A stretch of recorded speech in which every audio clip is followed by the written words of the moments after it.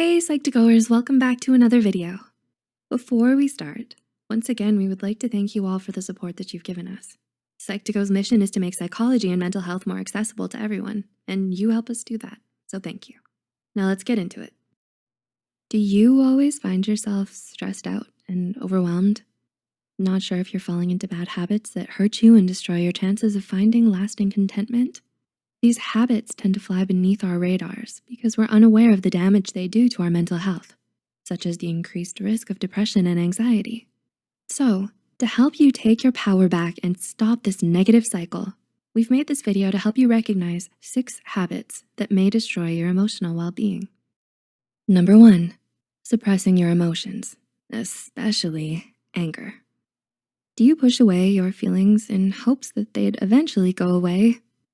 While it may seem convenient at the time to ignore that sadness or anger inside of you, suppressing your emotions can actually do more harm than good in the long run. According to the anger management coach, Dr. Schinnerer, anger has been linked to low self-esteem, depression, obesity, high blood pressure, and more. So the emotions you refuse to acknowledge and confront may later manifest itself into worsening physical and mental problems. Number 2, letting the stress get to you and letting it pile up. What do you do when you are stressed? Similar to suppressing your emotions, stress can find a way to get to you. Letting your stress levels get out of control by not expressing it or by overanalyzing your situation can be an unhealthy habit. When stressed, your brain releases a hormone called cortisol. And when this hormone is produced in large amounts, it can prevent the brain from functioning as it should. Constant, high levels of stress also increase your likelihood of getting sick. Number 3, negative thoughts and feelings that you failed constantly. Have you found yourself thinking that you're a failure or that you're not good enough to achieve your goals?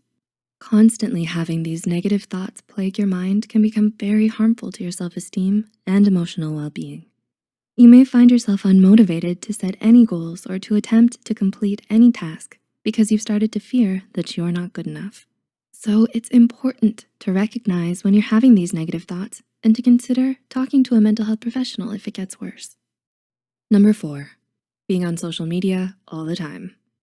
How much time do you spend on social media? Do you find yourself mindlessly scrolling and pressing the heart button a lot? Spending an excessive amount of time on social media isn't always great for your mental health. Firstly, it can affect your posture since people tend to hunch over their phones most of the time. Are you slouching right now? Straighten up. Secondly, you may end up comparing yourself to what other people have put online, which may affect your self-esteem and cause a cycle of negative thoughts to plague your mind. Number 5, not being true to yourself.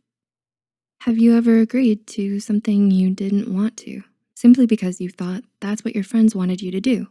Are you living your life for yourself or for others? Maybe you want to avoid conflict or to please the people in your life, but by constantly doing what others tell you to do, you may end up suppressing your own needs and wants, which can be devastating to your emotional well-being in the long run. And number 6, bad posture. Do you tend to hunch over your desk when you're working or when you're scrolling on your social media newsfeed? According to a study in the Journal of Behavior Therapy and Experimental Psychiatry, upright posture can have a positive effect on your emotional well-being, such as by reducing fatigue. The preliminary study's conclusions suggested that adopting an upright posture may increase positive effects, reduce fatigue, and decrease self-focus in people with mild to moderate depression. Do you relate to any of these signs mentioned here? I did. Tell us about it in the comments below. If you enjoyed this video, please like and share it with others who may find it helpful too. Don't forget to hit the subscribe button and notification bell icon so that you'll get notified every time Psych2Go posts a new video. All the references used are also added in the description box below. Thank you for watching, and we'll see you in our next video.